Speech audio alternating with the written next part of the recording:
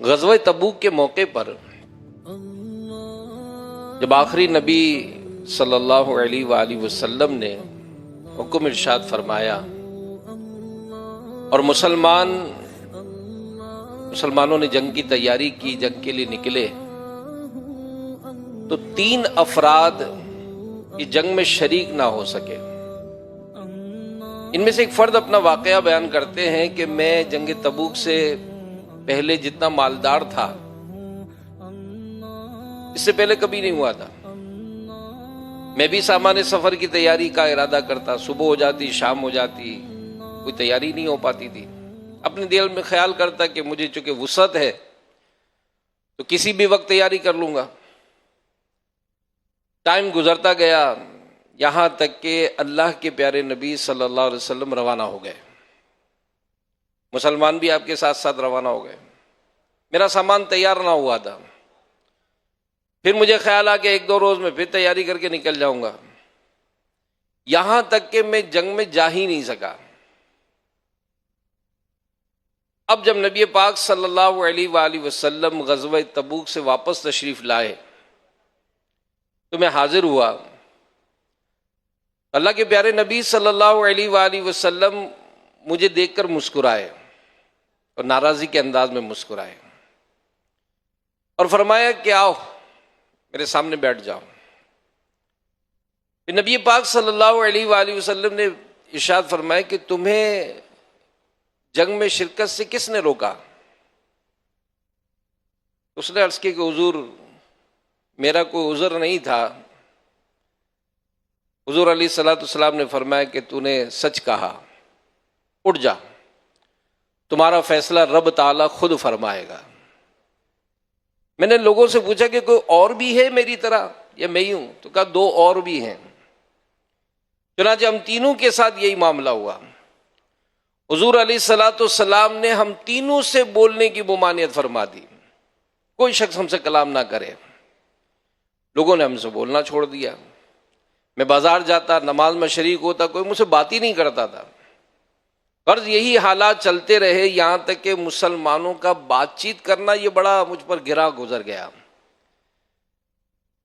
میں ابو قتادہ رضی اللہ عنہ جو میرے پڑوس میں تھے، ایک دن میں ان کی دیوار پر چڑھا۔ وہ بھی رشتے میں میرے چچا زاد بھائی تھے، مجھ سے تعلقات بھی بہت زیادہ تھے۔ میں نے انہیں سلام کیا، انہوں نے سلام کا جواب نہیں دیا۔ میں نے ان کو قسم دے کر پوچھا کہ کیا تمہیں معلوم نہیں کہ مجھے اللہ اور اس کے رسول سے محبت ہے؟ اس پر بھی انہوں نے جواب نہیں دیا۔ میں نے دوبارہ قسم دی اور پوچھا، پھر بھی چپ رہے۔ تیسری بار قسم دے کر پوچھا، انہوں نے صرف اتنا کہا کہ اللہ پاک اور اس کا رسول بہتر جانتے ہیں۔ کہتے یہ جملہ سن کر میری آنکھوں سے آنسو جاری ہو گئے۔ اسی معاملے میں ایک عیسائی بادشاہ کا خط مجھ تک پہنچا، اس میں لکھا تھا کہ میں نے سنا ہے تمہارے آقا نے تجھ پر سختی کی ہے، تم ایک رئیس اور شریف آدمی ہو، ہمارے پاس آ جاؤ، تمہاری قدر و منزلت ہم کریں گے۔ میں نے خط پڑھا اور اس کو تندور میں ڈال دیا۔ 50 دن ہو گئے، چھت پر بیٹھا اپنے متعلق سوچ رہا تھا کہ ہوگا کیا میرا۔ تو پہاڑ کی چوٹی سے ایک شخص نے مجھے کہا تمہارے لیے خوشخبری ہے۔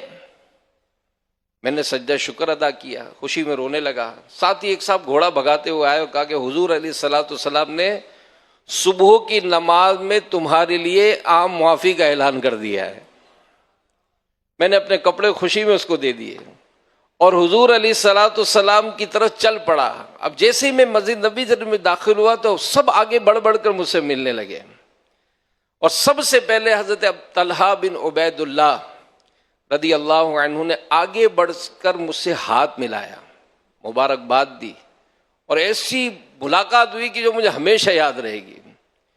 میں نے حضور علیہ الصلوۃ والسلام کی بارگاہ میں سلام پیش کیا تو اس وقت آپ کا چہرہ جو ہے وہ خوشی سے دمک رہا تھا۔ تو میرے پیارے پیارے اسلام بھائیوں، اگرچہ اس واقعے کے متعلق علماء نے بہت کچھ لکھا ہے، لیکن ایک بات جو اس سے لیسن ایک ہے، اس میں ہے یونٹی از پاور۔ اتحاد میں برکت ہوتی ہے، اتفاق زندگی ہے۔ تو یہ وہ انداز صحابہ کرام علیہم رضوان کے ہمارے سیرت میں ملتے ہیں کہ اس کو اگر ہم پڑھا جائے تو اس سے بہت کچھ لیسن ہے. اور پھر اداروں کو چلانے کے لیے، تنظیم کو چلانے کے لیے یونٹی کی بہت ضرورت ہوتی ہے.